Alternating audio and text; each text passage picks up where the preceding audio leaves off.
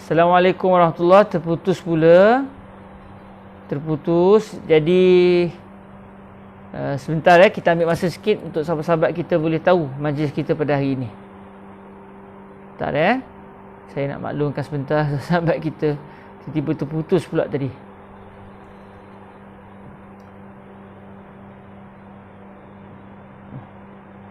Tu dia, seorang tak ada lagi. Okey. Saya minta maaf terputus. Boleh saya nak maklum sebentar pada sahabat kita. Inilah ujian suatu mengajar secara live. Kalau terputus, kalau ada terputus yang boleh sambung balik, alhamdulillah. Kalau terputus kena menunggulah sekejap Okey. Kita boleh maklumkan sahabat-sahabat kita yang mengikuti kelas tadi supaya masuk ke dalam link yang baru sebab terputus tadi.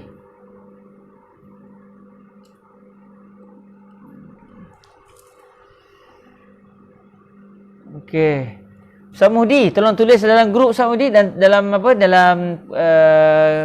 komen sebelum ni maklumkan kelas kita berpindah ke link yang baru Okey, kita tunggu kejap. Terputus sorry saya minta maaf. Ada sedikit masalah tadi, terputus.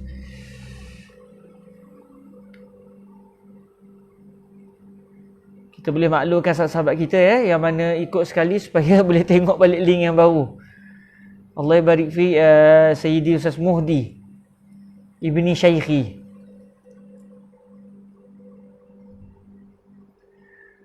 Okey.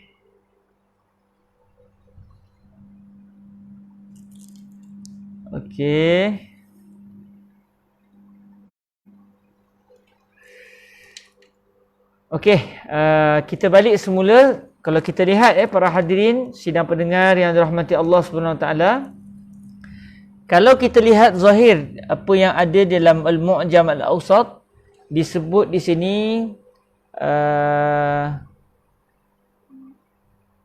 faqala an-nabiy sallallahu alaihi wasallam idza mata minkum mayyit fa'adhinuni wa shalla 'alaiha. Jadi kalau ikut secara zahirnya Nabi sebut idza mata minkum mayyit fa'adhinuni, apabila ada saja orang meninggal dunia di kalangan kamu semua, maka beritahulah kepada saya, khabarkanlah kepada saya. Maknanya di sini walaupun mereka sudah pun menyatakan kepada baginda Nabi sallallahu alaihi wasallam mengapa mereka tidak mengejutkan Rasulullah sallallahu alaihi wasallam, sebab bagi mereka takkan kita nak kejutkan Nabi semata-mata kerana ada di kalangan kita orang meninggal dunia. Kemudian dalam masa yang sama, wanita ini walaupun beliau adalah sahabat Nabi, tetapi bukanlah termasuk di kalangan kibarus sahabah, bukanlah para sahabat yang terutama. Sayyidina Abu Bakar, Sayyidina Umar, Sayyidina Osman, kibar. Beliau juga seorang sahabat, namun tidaklah termasuk di kalangan kibarus as-sahabah. Jadi para sahabat ketika itu berijtihad untuk tidak mengejutkan baginda Nabi SAW. Dalam masa yang sama, kalau ikut dalam kita punya kitab disebut waqal. Disebut faqal. Nabi sebut faqala, maka Nabi pun bersabda. Walaupun mereka menyatakan kepada Nabi SAW sebab mengapa mereka tidak mengejutkan baginda Nabi daripada tidur baginda pada malam tersebut, namun Nabi SAW tetap menyatakan kepada para sahabat, selepas ini kalau ada saja orang yang meninggal dunia daripada kalangan kamu, maka bagi tahulah saya. Walaupun saya tidur ke, gerak saya, maklumkan kepada saya. Maknanya Nabi tetap mahu mendirikan salat jenazah walau sampai ke tengah malam sekalipun. Nabi tetap mahu melakukan salat jenazah ke atas wanita tadi dan juga kepada mana-mana kaum muslimin yang meninggal dunia. Nabi sebut izama talakum mayyit fa'azinuni. Kalau ada saja orang yang meninggal dunia daripada kalangan kamu, daripada ahli keluarga kamu, maka beritahulah kepada saya. Sebab apa? Mungkin juga kalau kita fikir-fikir, mereka tinggal jauh. Jadi perkhabaran tu mungkin Nabi tak tahu. Tapi kalau para sahabat yang tinggal sekeliling masjid Nabi, kalau meninggal berita sampai kepada Nabi. Tapi oleh kerana mereka ini yang datang bertemu dengan Nabi daripada jiran tetangga, ahli keluarga wanita yang meninggal ni, mereka tinggal di Al-Awali, kawasan yang agak jauh sedikit daripada masjid Nabi. Maka dengan sebab itulah Nabi pesan, bagi tahulah kepada saya kalau ada orang meninggal dunia, supaya baginda dapat melakukan salat jenazah kepada si mati. Dan kata Syekh Abdullah Al-Ghumari, kalau kita tengok di bahagian nota kaki, Syekh Abdullah Al-Ghumari sebut wazalika li hirsihi sallallahu alaihi wasallam ala salati ala mautal muslimin wasyafa'ati lahum khususan du'afaihim.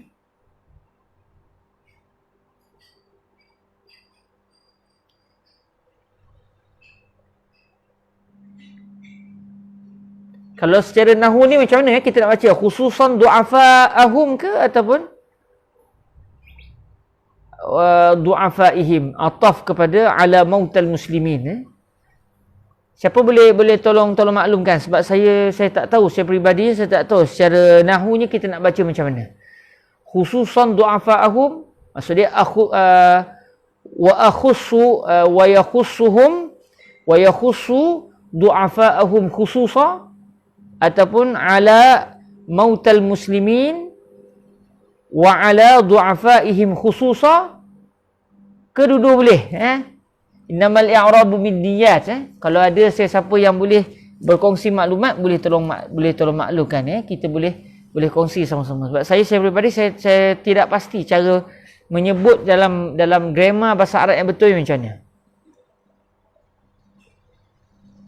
Khairan insya-Allah. Mungkin ada sahabat-sahabat kita yang boleh mendatangkan di bahagian komen untuk kita berkongsi. Adakah kita baca ala mautal muslimin khususan du'afaihim? Maksud dia kita kata khususan ala du'afaihim, khususan ala du'afaihim, ataupun wa akhussu du'afaahum khususa. Itu saya pribadi saya tidak tahu secara tepatnya. Okey, khairan insya-Allah. Kemudian maknanya kata Syekh Abdullah Al-Ghumari, kenapa Nabi SAW tetap meminta supaya dilakukan salat, diberitahu juga kepada baginda Nabi SAW tentang kewafatan mana-mana para sahabat baginda, supaya Nabi dapat, kata Syekh Abdullah Al-Ghumari, ini kerana Nabi sangat bersungguh-sungguh untuk melakukan salat ke atas orang-orang yang meninggal dunia di kalangan kaum muslimin, dan Nabi sangat bersungguh-sungguh untuk memberikan syafaat kepada mereka. Sebab Nabi doakan, doa Nabi insya-Allah makbul. Sebab ketika solat jenazah Nabi akan sebut Allahumma ighfir lahu, Allahumma ighfir laha. Jadi doa Nabi itu adalah merupakan syafaat buat si mati. Apatah lebih-lebih lagi orang-orang yang lemah di kalangan kaum muslimin. Nabi bukan hanya mengutamakan orang-orang besar di kalangan para sahabat, hatta orang-orang yang lemah pun Nabi tetap mengutamakan mereka. Maknanya istilahnya Nabi mencintai seluruh umat baginda tanpa berkecuali. Dan kalau kita lihat para hadirin yang dirahmati Allah Subhanahu Wa Taala, Qadhi Iyad ketika menguraikan kisah ini, beliau menyatakan wa fi hadis sauda, ini tambahan kalau kita buka dalam kitab karangan Al-Qadhi Iyad disebut wa fi hadis sauda hadza ma kana alaihi sallallahu alaihi wa alihi wasallam min tafaqqudi ahwali du'afa'il muslimin wa ma jubila alaihi min at-tawadhu'i war-ra'fati war-rahmati bi ummatihi sallallahu alaihi wa alihi wasallam. Di dalam hadis wanita hitam, wanita yang kita bicarakan sekarang ini adalah menunjukkan apakah akhlak baginda Nabi, apakah sikap baginda Nabi. Dari sudut apa? Dari sudut Nabi ini sering bertanya khabar keadaan orang-orang susah di kalangan kaum muslimin, di kalangan orang-orang susah di kalangan kaum muslimin. Wa ma jubila alaihi minat tawadhu', dan ini juga menunjukkan sikap yang Allah Ta'ala sudah jadikan sebagai tabiat baginda Nabi, iaitu baginda seorang yang tawadhu', seorang yang berlemah lembut, seorang yang mengasihi umatnya. Jadi ini adalah, hadis ini menunjukkan selain daripada kita juga dapat belajar daripada hadis ini betapa mengeluarkan sebarang kekotoran daripada masjid itu adalah merupakan satu amalan yang membawa pelakunya ke syurga. Sebab Nabi kata, inni ra'aituha fil jannah lima kanat talqutul qadha minal masjid. Saya benar-benar telah melihat wanita itu dalam syurga disebabkan kerana wanita itu telah telah mengutip kotoran-kotoran daripada masjid. Jadi selain daripada kita dapat meneliti bahawa rupa-rupanya tugas toksiak, tugas orang yang membersihkan masjid, bahkan kita semua pun kalau kita masuk masjid tiba nampak tek cicak atau ada nampak kotoran, kita pun buang. Sebenarnya benda itu macam mudah.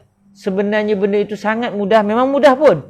Tetapi ganjaran yang akan diberikan oleh Allah sangat besar, iaitu pelakunya akan masuk ke syurga Allah Subhanahu wa taala. Okey, so dia kata maf'ul bihi lil masdar khususan. Maf'ulun bihi lil masdar khususan mansub, wallahu alam. Maf'ul bihi.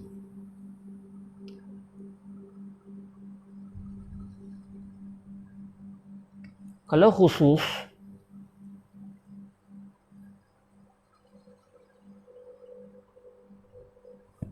mungkin khususan.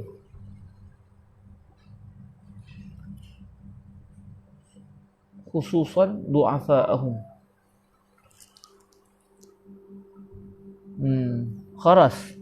Izan maf'ul bihi maksudnya khassa ya khusu khususan.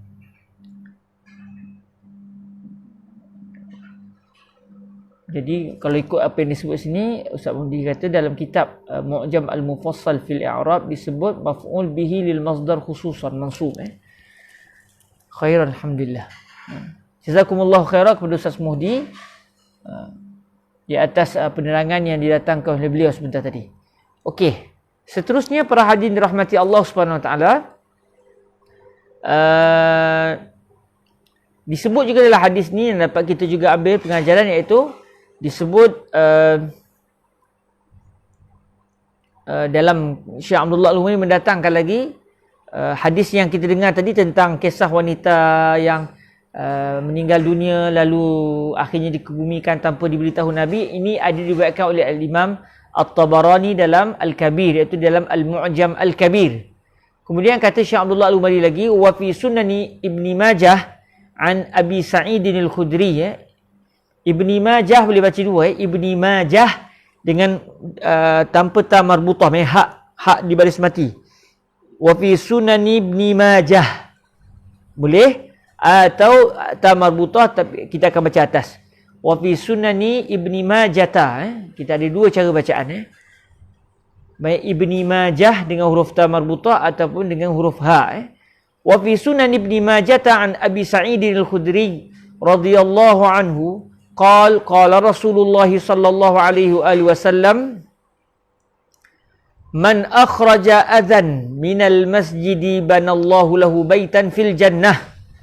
Dalam Sunan Ibni Majah radhiyallahu taala anhu dengan sanad beliau sehingga sampai kepada Sayyidina Abu Sa'id Al-Khudri, sahabat Nabi alaihi salatu wassalam, beliau telah berkata, Rasulullah sallallahu alaihi wasallam telah bersabda, man akhraja adzan minal masjidi banallahu lahu baitan fil jannah. Barang siapa yang telah mengeluarkan satu benda yang tidak elok, tak kisahlah najis ke, kotoran ke, sampah ke, batu keras ke. Zaman dulu masjid memang tak ada permainan ni, memang solat atas tanah terus. Jadi kadang-kadang ada batu-batu keras yang kalau sujud atasnya boleh sakit dahi. Jadi sebarang benda-benda yang tidak diingini daripada masjid itu, siapa saja yang keluarkan benda-benda ini daripada masjid, kata Sayyidina Nabi alaihi salatu wassalam, banallahu lahu baitan fil jannah. Allah telah membina untuknya satu rumah di dalam syurga. Mari kita tengok, dia bersihkan rumah Allah, Allah balas dengan Allah bina terus satu rumah untuk dia. Jadi oleh kerana masjid itu rumah Allah, Allah balas pun ada kaitan juga dengan rumah. Maka orang yang membersihkan masjid, dia akan dibina baginya satu rumah, iaitu satu istana di syurga Allah Azza wa Jalla. Kemudian kata Syekh Abdullah Al-Umari lagi, wasalla 'alaiha, maksud wasalla 'alaiha, baginda Nabi pun melakukan salat ke atas wanita tadi, salat jenazah ke atas wanita tadi. Kata Syekh Abdullah, ai ala qabriha ba'da ma dufinat. Maksud dia bukan Nabi SAW melakukan salat jenazah dalam keadaan mayat di depan Nabi. Sebab mayat itu telah pun dikebumikan, maknanya Nabi semayang di atas kubur wanita tadi. Maknanya Nabi bukan pijak kubur, sebab pijak kubur tak boleh. Maknanya Nabi menjadikan di antara Nabi dan kiblat adalah kubur wanita tadi. Maknanya Nabi menghadap ke kubur, kubur pula menghadap ke arah kiblat. Nabi melakukan salat jenazah ghaib ke atas wanita tadi selepas wanita itu dikebumikan, sebagaimana yang telah disebutkan dengan jelas di dalam Sunan An-Nasa'i yang kita baca sebentar tadi, saya perdengarkan sebentar tadi. Jadi di sini juga menunjukkan pensyariatan salat jenazah ghaib, salat jenazah ghaib. Kemudian kata Syekh Abdullah Al-Umari lagi, wa haqqun li mukhrijil adza minal masjidi an yusaba bil jannah. Satu hak, satu perkara yang benar, satu benda yang betul bagi orang yang mengeluarkan kotoran daripada masjid untuk dibalas dengan syurga Allah Azza wa Jal. Satu hak, memang hak dia. Orang yang mengeluarkan kotoran daripada masjid, memang dia berhak untuk dianugerahkan oleh Allah Azza wa Jalla dengan syurga. Kenapa? Li'annahu adda bi'amalihi haqqain. Kerana dengan amalan dia tadi, iaitu dia mengeluarkan kotoran daripada masjid, dia sebenarnya telah dia telah menunaikan dua hak. Dia telah menunaikan dua hak berdasarkan amalan dia tadi. Maksudnya amalan itu telah menyelesaikan dua hak. Hak siapa? Haqqullahi ta'ala wa dhalika bitanzifi baitihi. Yang pertamanya adalah hak Allah. Sebab itu rumah Allah.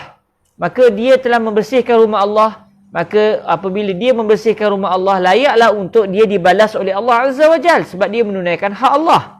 Dalam masa yang sama, yang kedua adalah wa haqqul musallin. Dia juga telah menunaikan hak kaum musallin, iaitu orang-orang yang melakukan salat di masjid tersebut. Dengan cara apa? Bitathhiril makani mimma yu'zihim fi thiyabihim aw a'dha'i sujudihim. Orang yang telah membersihkan masjid, dia telah menunaikan hak orang-orang yang melakukan salat di masjid tersebut, iaitu dengan cara dia telah pun membersihkan tempat, dia telah membersihkan tempat salat tadi daripada segala benda yang boleh menyakiti orang yang melakukan salat. Dari sudut apa? Dari sudut pakaian orang yang salat. Kalau ada kotoran, orang salat akhirnya kotoran tu kena ke baju. Jadi dengan dia menghilangkan kotoran, dia sudah dapat menunaikan hak orang yang melakukan salat. Orang yang melakukan salat pakaiannya bersih, pakaiannya tidak kotor. Dalam masa yang sama, atau kata Syekh Abdullah Al-Umari, atau a'dha'i sujudihim, ataupun dengan sebab dia membersihkan masjid, dia sudah menunaikan hak orang yang melakukan salat dari sudut anggota-anggota sujud. Bayangkan kalau ada batu keras, batu tajam, orang salat tak perasan. Zaman Nabi dululah, zaman hari ni tak jumpalah batu keras dalam masjid, batu tajam dalam masjid. Maksudnya kalau zaman Nabi dulu kadang-kadang ada batu kecil-kecil, batu kerikil, orang tak perasan. Jadi orang sujud, masa sujud tu mentara nak bangun daripada sujud, dah kesakitan. Ataupun di kawasan lutut, masa sujud tu lutut betul-betul kena ke batu. Dalam keadaan orang yang semayang tak perasan, akhirnya jadi sakit.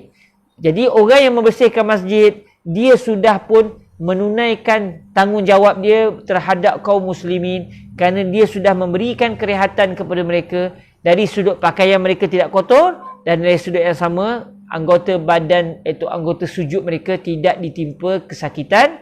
Kemudian kata Syekh Abdullah Al-Ghumari, wa qad taqaddama anna ar-rajul alladhi 'azala al-adha 'an tariqil muslimin dakhala al-jannah. Telah berlalu sebelum ini, telah dibincangkan sebelum ini, bahawa seseorang lelaki, tak kisahlah lelaki ke perempuan, seseorang lelaki yang telah mengesampingkan sebarang benda yang tidak elok daripada jalan kaum muslimin, orang itu telah pun masuk ke syurga Allah Azza wa Jal. Maknanya sebelum ini kita dah belajar dah, antara perbuatan yang memasukkan pelakunya ke syurga Allah adalah apabila orang itu membersihkan jalan daripada sebarang benda yang tidak elok, benda yang menyusahkan orang ramai yang melalui jalan tersebut. maknanya sebelum ni kita dah belajar dah. Kalau ada benda kotor, benda tak elok, benda-benda yang boleh menyebabkan berlaku kesusahan sewaktu perjalanan, dibuang perkara tu, paku ke, bangkai ke, apa saja, batu ke, kayu yang menghalang, dibuang semua benda-benda yang menyusahkan itu supaya orang dapat lalu jalan tu dengan tenang dan tanpa sebarang kesulitan. Itu pun boleh masuk syurga. Maka takkanlah orang yang membuang benda yang tidak elok daripada masjid tiba-tiba tidak boleh masuk ke dalam syurga Allah Azza wa Jalla. Jadi Syekh Abdullah Al-Ghumari membuat perkaitan, seakan-akan beliau nak beritahu, kalaulah membuang kotoran di jalan pun menyebabkan pelakunya ke syurga, maka lebih-lebih lagi lah kalau kotoran itu dibuang daripada masjid Allah Azza wa Jal. Kerana kalau orang yang jalan-jalan ada benda-benda yang tidak elok, bila dibuang benda-benda tidak elok daripada jalan, dia menunaikan hak manusia, tapi dia tidak menunaikan hak Allah. Dia tak kaitan dengan hak Allah. Tapi untuk masjid ada dua hak yang telah diselesaikan. Dia telah menunaikan hak Allah, sebab itu rumah Allah, dia muliakan rumah Allah. Dan yang kedua, dia menunaikan hak orang Muslim yang melakukan salat di masjid tersebut. Alhamdulillah, selesai kita bicara pada hari ini berkenaan dengan amalan yang seterusnya, iaitu membersihkan kotoran di masjid. Jadi kalau kita solat, tiba-tiba depan mata kita nampak ada tai cicak, tak perlulah kita tok siap ni ada tai cicak ni kena bersihkan. Tak perlu, kita sendiri buat. Sebab tok siap itu kadang-kadang walaupun mungkin dia bergaji, kadang-kadang dia pun tak bergaji, tapi sukarela. Dalam masa yang sama, tugas untuk membersihkan masjid Allah ini adalah tugas bersama. Dan ini satu peluang yang besar untuk bila kita masuk masjid, selain daripada kita menunaikan solat, kita tengok, mata kita menilau. Kok ada kotor, ada sampah, kita kutip, dan moga-moga Allah akan membina bagi kita rumah di syurga kerana kita memuliakan rumahnya yang mulia di dunia ini. Alhamdulillah, terima kasih kepada semua di atas pertemuan. Dalam pertemuan hari ini, saya kira kita berhenti setakat ni dahulu. InsyaAllah pertemuan akan datang kita akan masuk dalam membicarakan 5 amalan seterusnya yang membawa pelakunya ke syurga Allah Azza wa Jal biiznillahi subhanahu wa ta'ala. Dan saya juga mohon kemaafan kepada Ustaz Muhdi, berjanji dengan Ustaz Muhdi nak tengok syair tu, tiba-tiba dah dekat-dekat nak start kelas baru teringat. Nanti insyaAllah ada rezeki saya akan baca dan saya akan tulis syair itu serta terjemahan di Facebook. Takut-takut minggu depan terlupa, jadi kena buat awal sikit insyaAllah.